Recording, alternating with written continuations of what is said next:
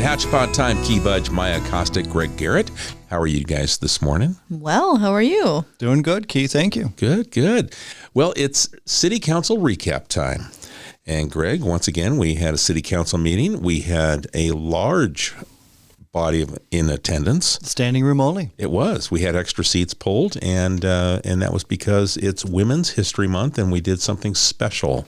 Yeah. And we recognized some very extraordinary women. We did. A couple of those extraordinary women, and then AAUW 40th, and then Marianne from McDonald's, so we can take them one at a time. Let's talk about the extraordinary women. I know, Maya, you and Key, and then Councilmember Power, Jeanette Power, were on the committee to select the 5 women that we honored last night.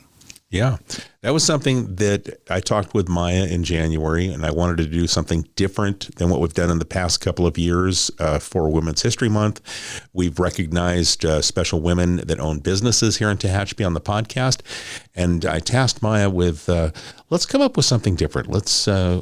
And Maya, this was what you put together. Tell us about the Extraordinary Women Project. Yeah, so it was, a cool opportunity to look at not just, business owners, as you mentioned, Key, but the wide variety of different volunteerism, business owners, leaders, whatever it may be in our community, and give them a bit of a highlight. Just for all of the work that they do within Tehachapi and for making our community a better place to live, work, play. And we got over just about 70 nominations for this recognition. We opened it up to the public, and Key and I, and along with Councilmember Jeanette Power, went through these nominations, and it took us a while, several hours, and we came to the conclusion of 5 remarkable or extraordinary women deserved this honor here. So it came to be these 5 women: Dixie Coutant, Lindsay Villapando, Teresa Ruth, Mary Cunningham, and Claudia Baker. So maybe some names familiar, maybe some not. But we'll begin to learn some more about these women in the weeks to come via some articles being done by Jeanette Power through The Loop and ourselves on social media. So be sure to look out for that. And it was just a really wonderful event. I mean, we had certificates presented by Mayor Michael Davies along with Assemblyman Vince Fong and Senator Shannon Grove. So hopefully it was just a really special moment for these women, and it was a really nice turnout. I can't imagine how hard it was to select. I think originally there was going to be 3 and you bumped it up to 5. Is that right? Yeah, we said up to 3. We weren't even sure that we would have, anywhere near as many nominations as we wound up receiving.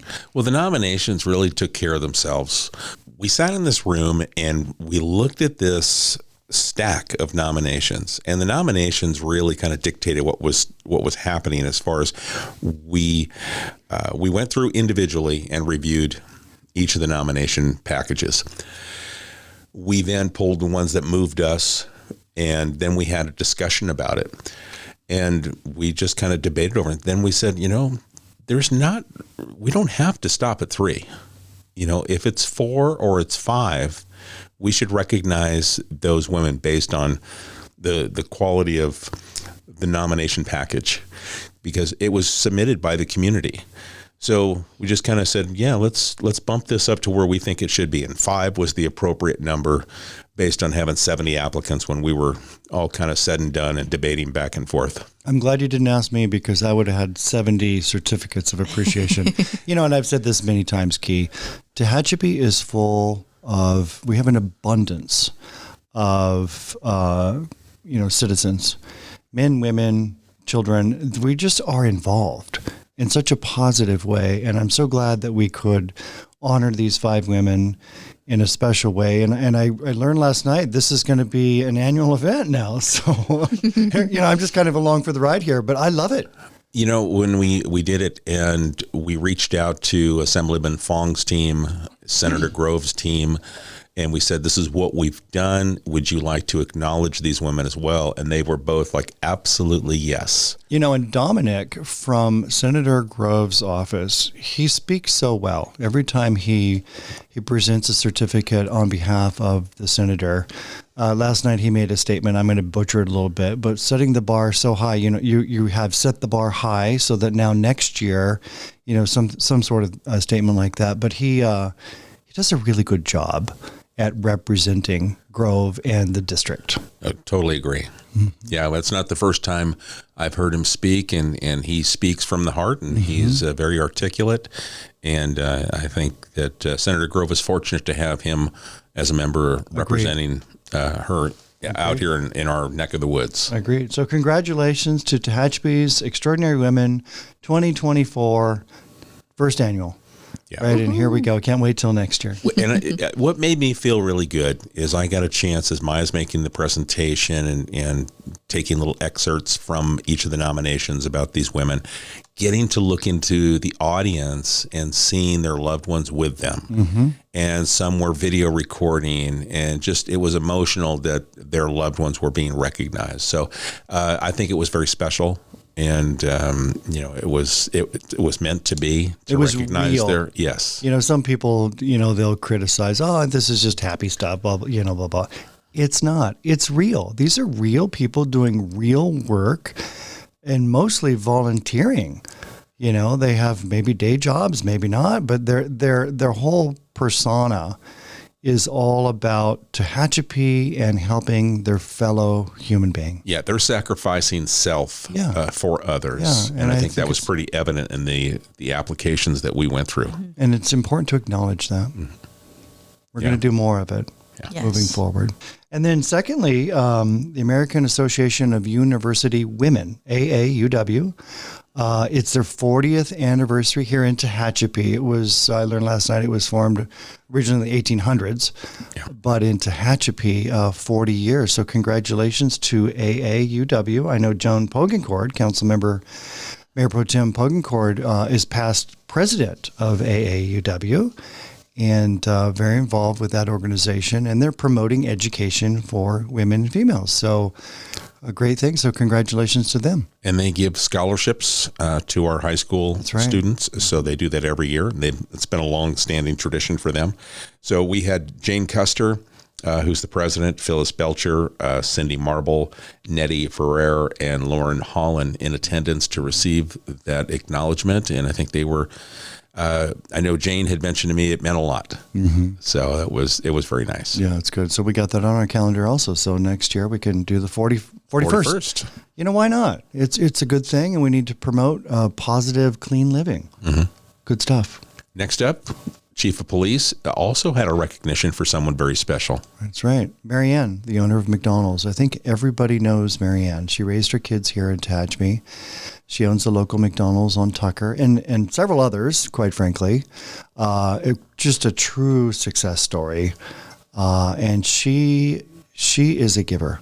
She is all about this community, all about education, all about the children. And anytime, you don't even have to ask her. She's usually just right there filling the need. And we wanted to say thank you to her because our police department, she gave us some certificates, if you will, for a meal, a sandwich, fries, and soda, if you will. If our police department ever comes in contact with an individual that has done something kind, or maybe they pulled them over for speeding, but they just had a conversation. Hey, you need to slow it down. And the interaction was positive because that's what we want, right? We don't want to give people speeding tickets. We want people to be safe.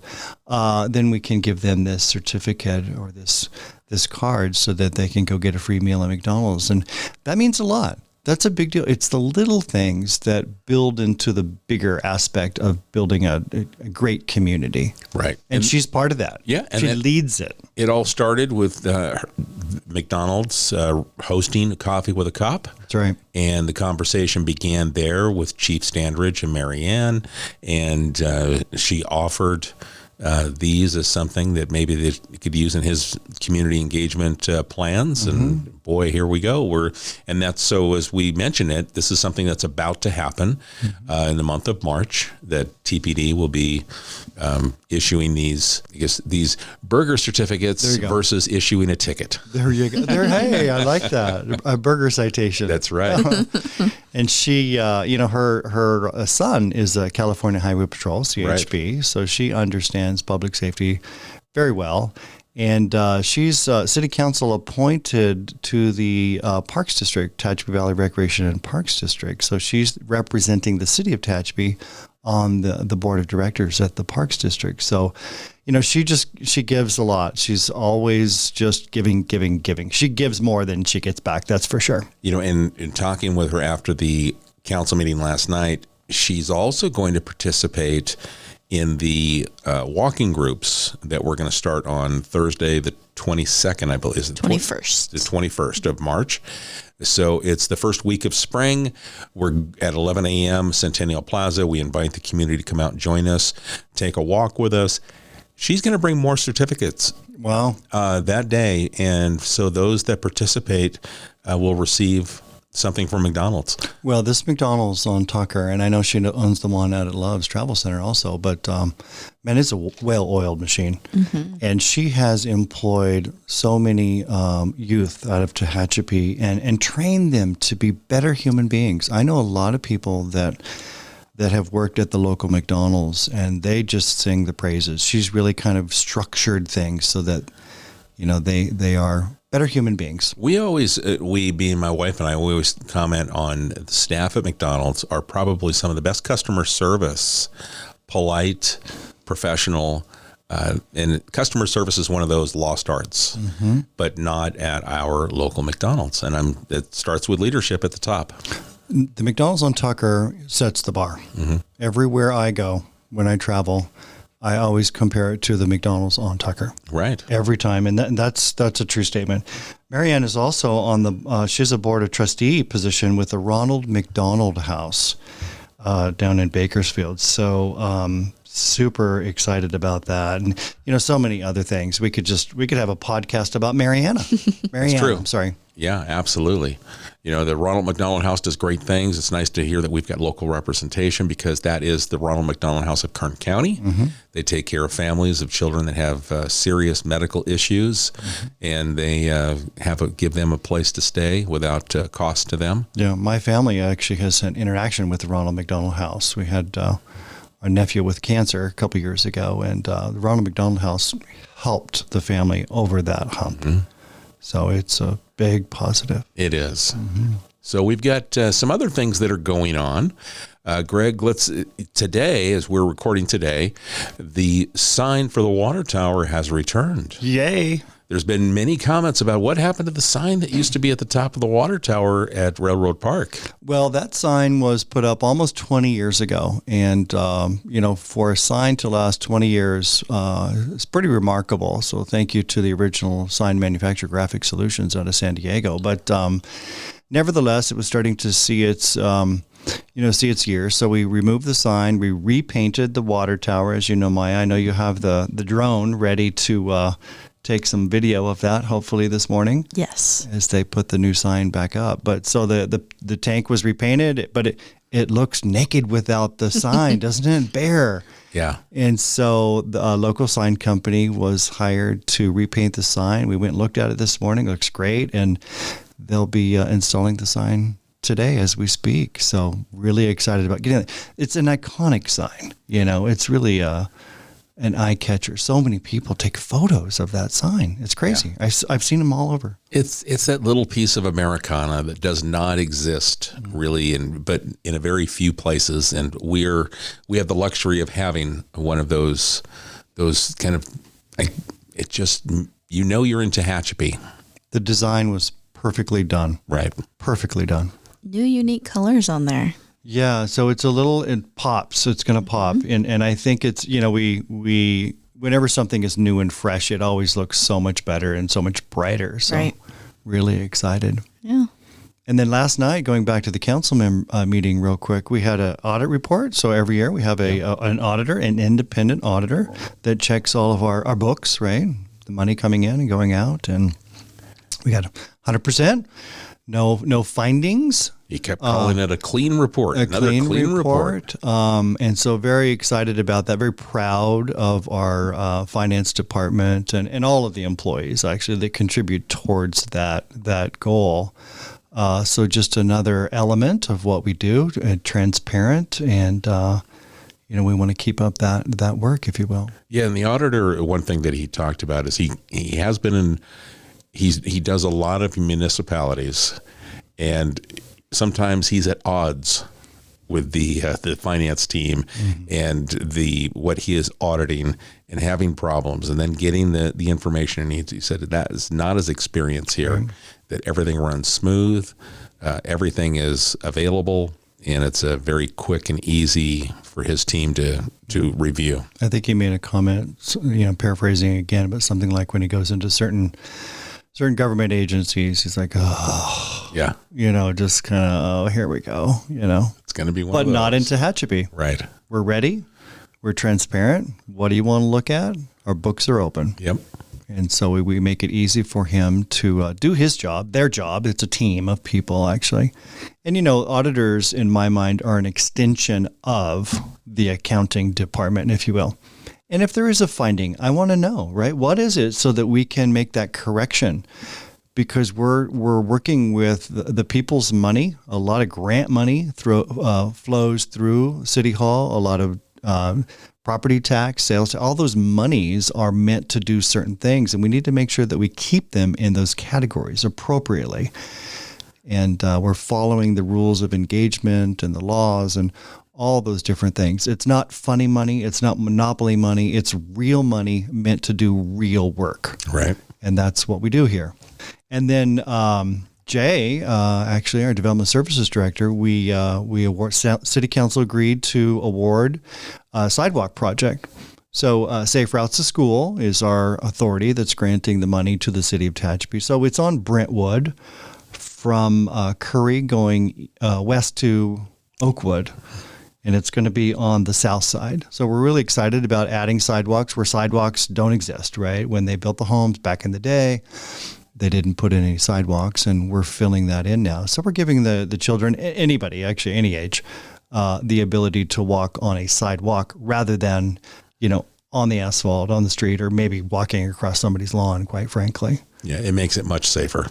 Yeah, so a couple $100,000 for those sidewalks, and that'll be in the spring and summer of this year, Maya. So good stuff. Very good. Yeah. Well, we've got other things that are going on that let's talk about Valley Park, our five-a-side soccer complex. Maya, you went out there the other day. How's it look? Well, from the sky, I can tell you it looks great.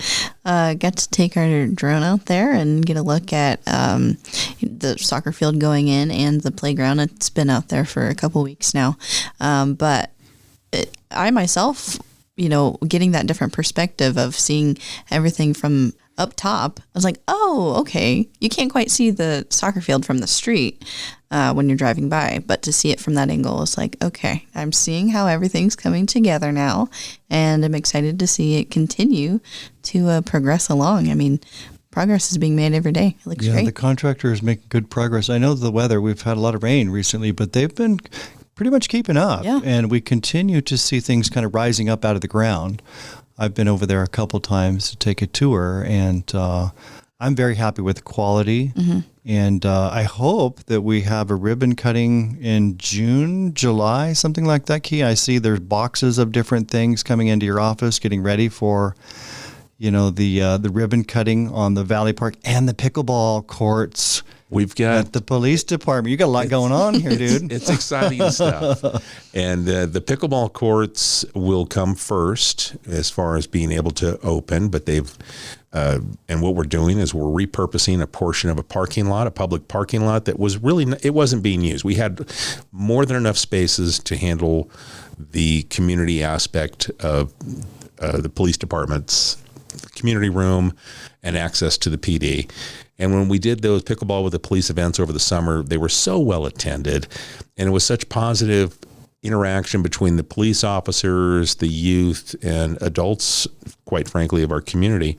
It just showed that maybe we can repurpose this. And Greg, that's something that, we've had discussions about, and we were able to make it happen. Yeah, it was an easy decision to make. We took it to city council, and they completely agreed. And, the community's involved too. Some of the businesses, Walmart, Big Five maybe. Walmart is contributing. Oh, it's soccer balls for the Valley Park, though, isn't it? Like 150 soccer balls? We do have a pickleball company, Selkirk Pickleball is making some donations and giving us some gear at below wholesale. So we're going to have all kinds of fun activities and a nice little ribbon cutting for that when it opens end of March, beginning of April. So you're thinking pickleball first and then Valley Park later? Yeah, just based on the construction. We should be done according to the contractor since they've started to do the work at the pickleball courts. They're expecting about a 4-week turnaround. So this puts us into early April. So I'm saying by mid-April, we should have those courts open to the public for them to play. Right. And we'll have ribbon cutting and a nice fun little ceremony over there. Can't wait. I think it's a local contract, Courts and Greens, is that right? Out of Bakersfield, Out of Bakersfield. And Right. then same with the Valley Park, it's a contractor out of Bakersfield also. So we're keeping the money as local as we can, that's for sure. And I know they're hiring local subcontractors. Right. You know, I know over at we're kind of bouncing between the two projects, but yesterday at the police department parking lot, they were boring the holes for the fencing, the chain link fencing that's going to go in to kind of encase the pickleball court. So it started.